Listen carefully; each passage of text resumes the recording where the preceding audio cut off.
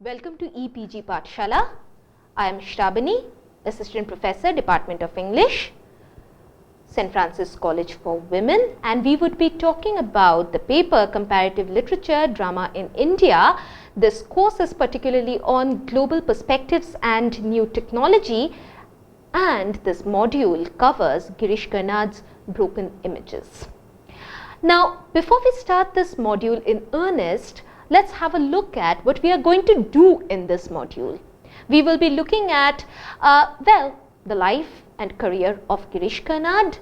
He is one of the most famous theatre personalities in India. We would also be looking into the thematics of Karnad's plays. We will be looking at the stage direction and the settings which Karnad incidentally is famous for in Broken Images, the plot of Broken Images and the different themes that is coming up in Broken Images.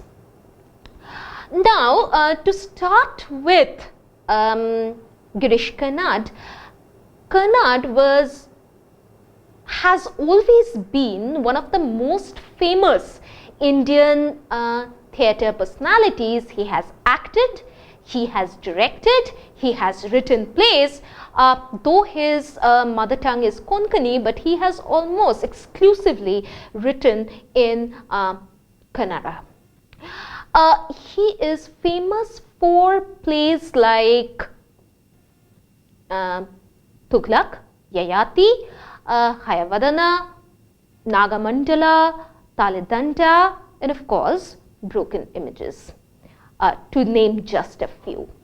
He was born in 1938 and he has been a Rhodes Scholar. He studied in Karnataka University and later in Oxford University as a Rhodes Scholar, and on his return he became employed in the Oxford University Press in Chennai, and it was in Chennai where he met and started working with the Chennai based theatrical group called the Madras Players. Later he got into acting, film acting, and U.R. Ananthamurthy's Samskara, a film adapted from it, was the first place where he became involved in film acting. He has also acted in films by Satyajit Ray, Mrinal Sen, Shyam Benegal, and more recently in Nagesh Tukunur's. Girish Karnad has been one of the principal forces in India who brought back the traditional cultural heritage of Indian theatre.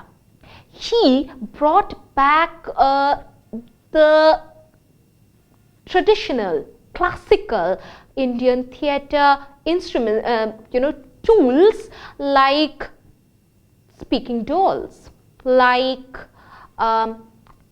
gorgeous costumes, like elaborate settings. He brings out what some critics would call the greater and the lesser of Indian performance tradition. He brings about the classical as well as the subaltern experience of Indian theatre tradition. He also brings about something which we can call a quest for completion in his plays. He talks about how every individual is always looking for an opportunity to complete oneself. Like in Yayati, Yayati exchanges his old age with his son's youth, but in the end neither find completion because the son is unhappy because he doesn't find wisdom with old age, and Yayati is unhappy and is feeling incomplete because he does not find satiation with his youth. In The Dream of Tipu Sultan, there is a quest for identity, and they are fighting, and there is a conflict between what we can call the colonial past and the cultural past. Now we would look into more of these themes in the play Broken Images when we are talking about the play in earnest. Now let's have a look into the setting and the stage directions of the play.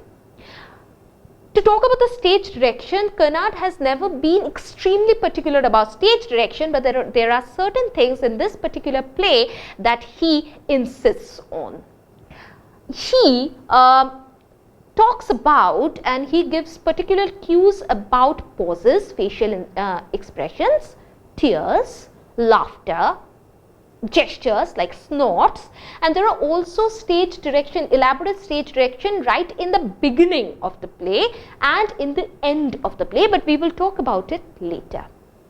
And before we start talking about the setting of the play, it is imperative to note that unlike all his other plays, Karnad in Broken Images keeps it a monodrama. A monodrama is where it is one act, one scene, one actor. So ideally it should have been simpler, but it is not. The play actually has a very expensive setting because there are expensive props required in that play. There is plasma screen which is big enough for the audience and the actor to have a look into. There are several computer screens in the background which is visible to the actor and the audience. There is also a huge tele-table with a very strategically placed chair so that people can see the actor who is sitting in the chair and well, speaking. Now there is also a red light which the actor is not supposed to see, but the audience can see. But Girish Karnad also gives options about lesser, complicated and inexpensive adaptations of the same setting. Before we start the play Broken Images was originally written in Kannada, as most of Karnad's plays actually are, as Orakula Bimba.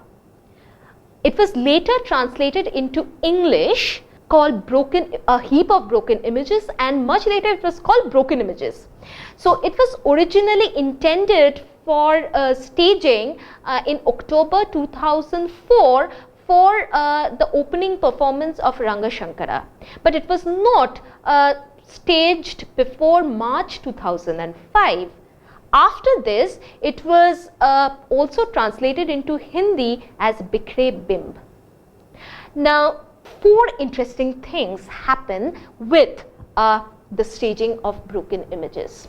Number 1, for the first time after 40 years, Girish Karnad is directing his own play. 40 years ago, in his last direction work, he did not even direct his own play. He actually directed the play of Badal Sarkar, the play called Evam Indrajit. Number 2, Karnad is translating his own play in English.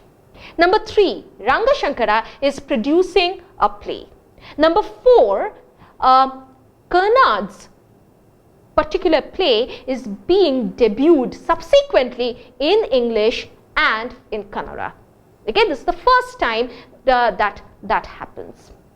Now, some of the major actresses who played the role of Manjula Naik in this play are Arundhati Nag and of course Shabana Azmi, who adapted Alec Padamsee's adaptation of this play called Bikhre Bimb. Now let's have a look at the plot of the play. Now this play starts in a TV studio. Manjula Naik, who is described to be somewhere in her mid-30s to mid-40s, she walks in wearing a lapel mic, and she's looking confident and well at ease. She takes her time to settle in her chair, and she is introduced by the anchor person, the only time that we see the anchor person on screen, in the plasma screen that we were talking about, as the celebrated Kannada short story writer who has recently written a groundbreaking English novel called This River Has No Memories. And the anchor also introduces Manjula Nayak, that how Nayak has now become extremely popular in the world of Indian writers in English because of her extremely lucrative publishers fee, which has made her financially independent.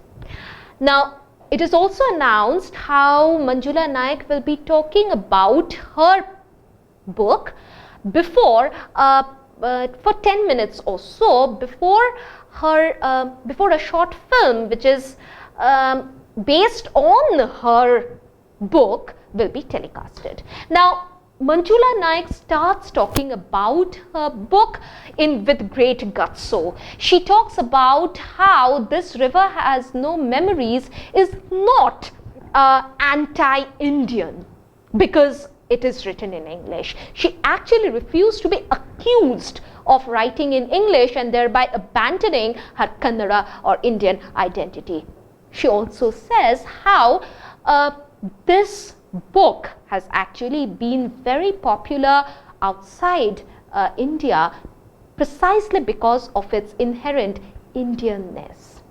She also talks about the parochial narrow-mindedness of the Kannada Sahitya Akademi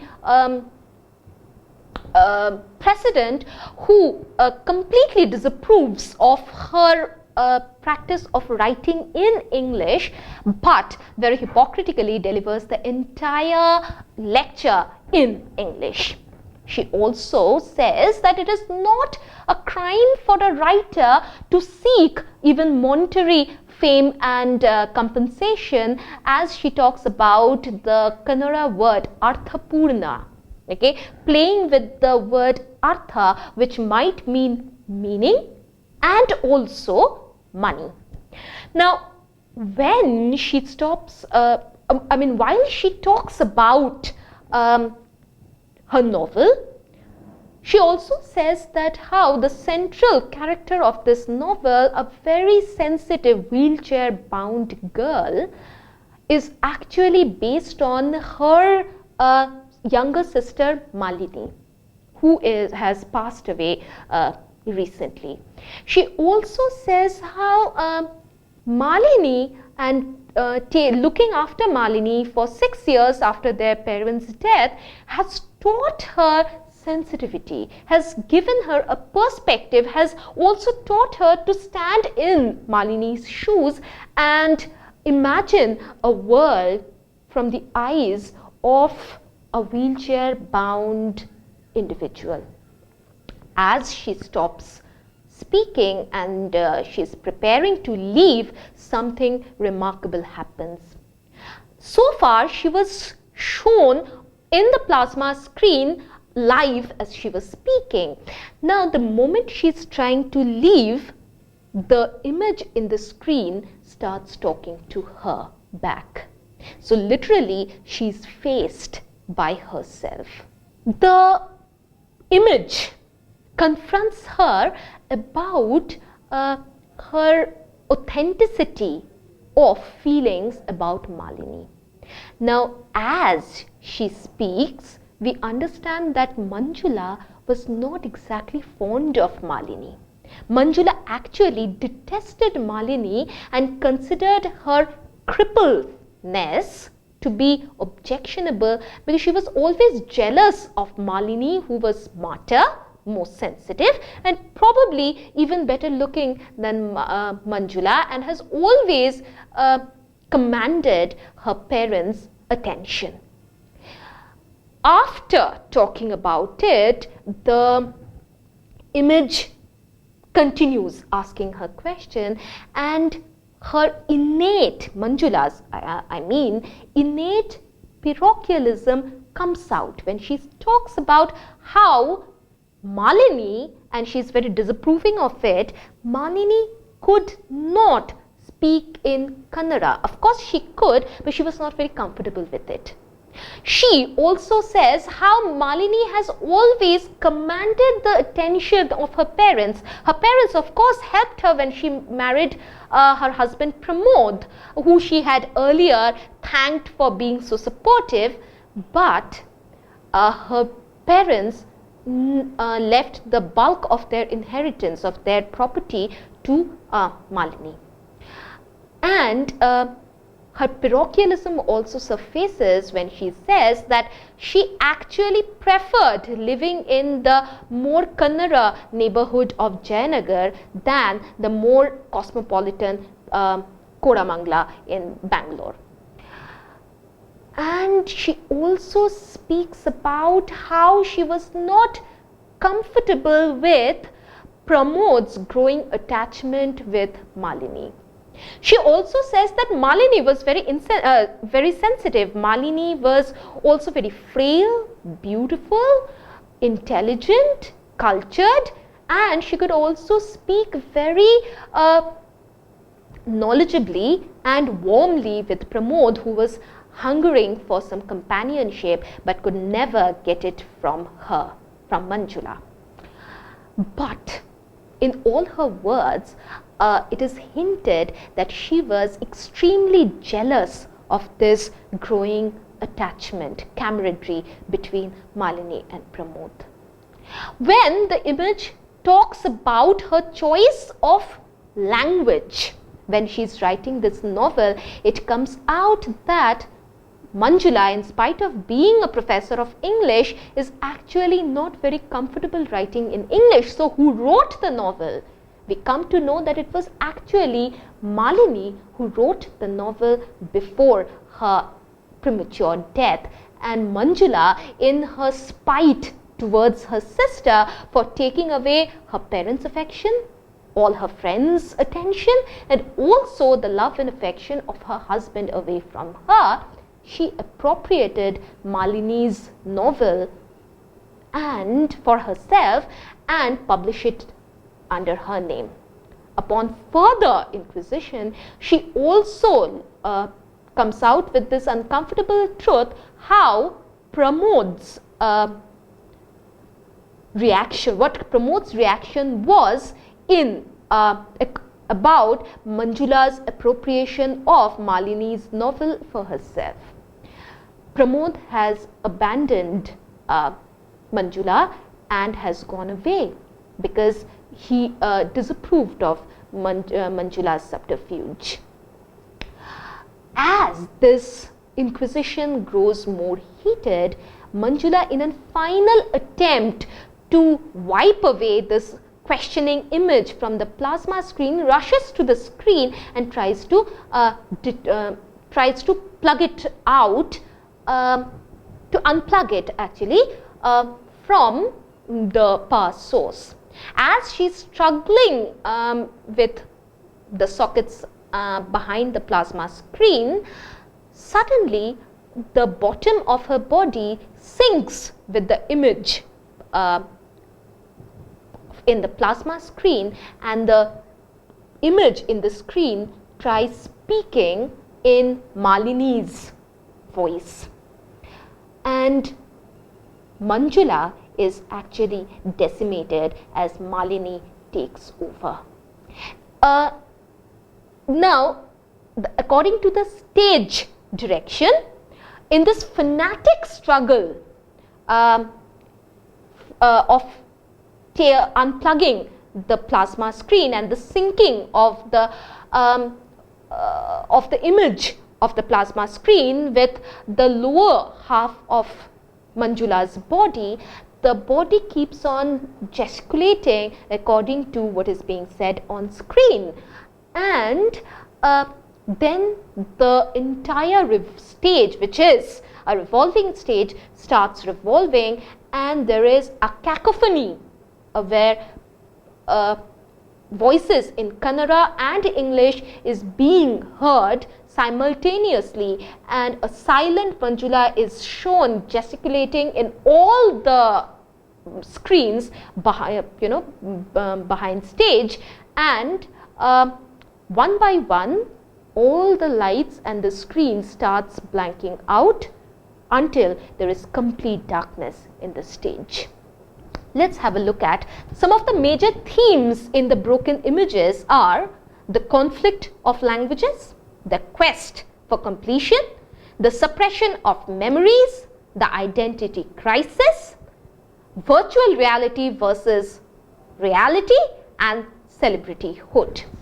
Now, talking about the conflict of languages, we always see that in broken images there is a very clear parochial undertone, anti-parochial undertone, because Manjula is a professor of English, but she is not comfortable writing in English and actually prefers writing in her mother tongue, Kannada. We also find that where she speaks that the Indian audience and the Indian intelligentsia finds people who are writing in English below standard than actual native writers in English. And they always talk about how this is sort of abandoning your own culture when you are talking about and writing in a different language which is not your mother tongue. And it is very interesting that according to Karnad, he got the idea of writing this play when he was listening to Shashi Deshpande's lecture. Shashi Deshpande, who is the daughter of a famous Kannada literary personality called Sri Ranga. The second theme which we talk about is the quest for completion. As we have already discussed that in Tipu Sultan, to a certain extent, Nagamandala, where the Nag, the snake, is taking the guise of a man, of a human male to pursue Rani, but it can never have a single personality. In here, Manjula and Malini are also looking for a completion. Malini, who has been silenced all her life in favor of Manjula, who is physically more imposing, and Manjula, who feels physically less intellectually present than the more vibrant Malini. There is a struggle towards the end where the image of Manjula but the voice of Malini and the body of Manjula struggle for completion, and in the end Malini takes over Manjula's body in an attempt for completion. If you want to cross-refer, you can also look into the play Hayavadana, where Devadatta and Kapil are also looking for completion. One who has all the brains is looking for physical valor, and the other, who is physically more fit, is looking for intellectual brilliance. Now, the third major point which comes up from this play is the suppression of memories. Manjula does not want to remember certain facts. She, in a way, manipulates the memory to suit her purpose. Manjula did not like Malini, but she wants to remember and tries to justify herself by doing that she was very fond of Malini, and she very conscientiously really takes care of Malini after their parents' death.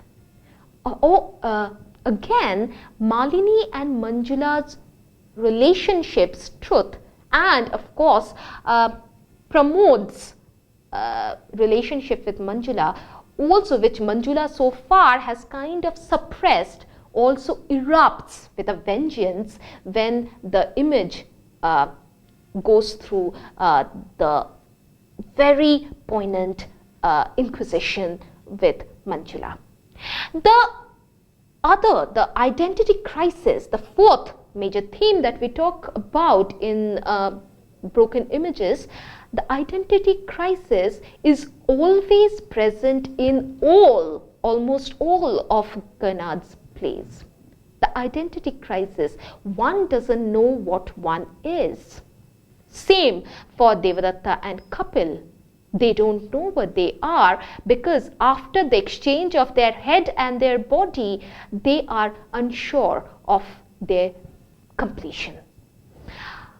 In here, Manjula has been looking for her identity, and more, Malini also has been looking for a voice to speak out. Their identity, their linguistic, cultural, their successful career identities are looking for completion, and it ends with Malini taking over Manjula, the intellectual taking over the physical. The final two themes that comes up are somewhat related. The virtual reality versus reality. What is a virtual reality? If we consider the play, the virtual reality is the one that we see in the plasma screen. That is the virtual reality. But the image in the plasma screen is the one which is speaking the truth, which is looking for the truth. Whereas on the other hand, the real Manjula in the studio is all subterfuge and lies. She has a particular idea in head which she wants to sell to the audience and to the public. The last thing that we can say comes up from Broken Images is the idea of celebrityhood. Girish Karnad, in a way, disapproves of a writer's making a celebrity of oneself. To Karnad, a writer cannot sell himself or herself. But not to be one-sided, Karnad also lets Manjula very vehemently defend her own celebrityhood, as she goes on saying that seeking fame, seeking recognition, seeking money is no crime, because you owe it to your art that it should be heard by everybody. Now let's have a look at the other interesting facts that comes up from this play, and then we can look into the character of Manjula Nayak. One of the thing which comes up is Alec Padamse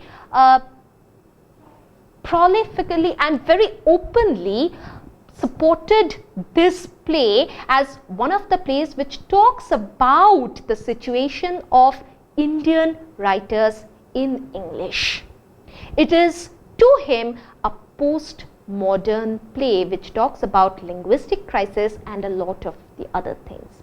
Now, if we look at Karnad's other plays and look at Broken Images, we will see that Broken Images is very different from Karnad's other plays. One, it is not a mythological play. It is very modern. Secondly, it is not as elaborate and as vibrant, as colorful as Karnad's other plays.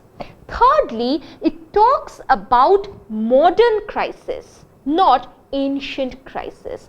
Though, to be very fair, Karnad's ancient crises are also connectable to the contemporary people. Now let's have a look at Manjula's character a little.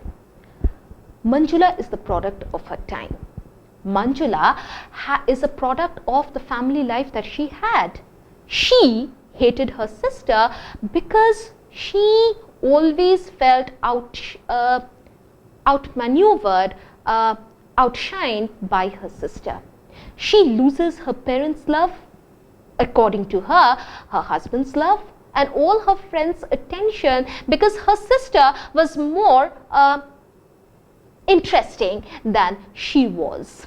And Manjula can only come up with a certain version of her memories, because that is what she's comfortable with. And towards the end, when she tries to exorcise herself of Malini and all the inner voice that comes up, and when she faces herself, that fanatic, desperate move backfires as her identity is decimated. Now in this module, let's have a look, looking back. In this module, we have been talking about Girish Karnad, his life and career, and more particularly about one of his plays, Broken Images. We have looked into the major themes in Karnad's plays, some of his particularities about settings and stage directions. We have looked into the plot of the play and the various very complicated, multi-layered themes that surfaces from this play. Now, to reacquaint yourself with this play, you have a text available to you which you can go through, and to have a wider outlook and to ground yourself more on this topic, you can refer to the Learn More sections and go through some of the books which are prescribed there. You can also test your understanding of this module through the multiple choice questions that there are in the self-assessment sections, and also can attempt writing some of the essay type questions. That is it for this module. Thank you.